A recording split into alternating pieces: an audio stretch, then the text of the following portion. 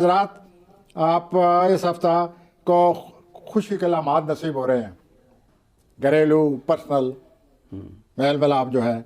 और गुज़श्ता हफ्तों में आपने बड़ा माली मामलात का बड़ा प्लान किया हुआ था, बड़ा ख्याल था, आपको बचाने की कोशिश की। उसके बाद यकायक फिर आप वही पुरानी आदतों का शिकार हो गए।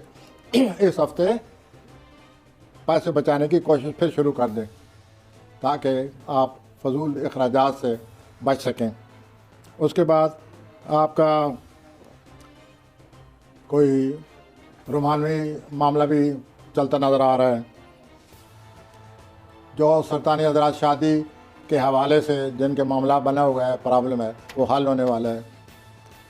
और ये इंशाअल्लाह मार्च के आखिरी हफ्ते के बाद मुकम्मल शादी के मामला जो हैं, उनकी रुकावटें जो हैं तक, जो आपके प्रॉब्लम हैं, वो सब हल हो जाएंगे।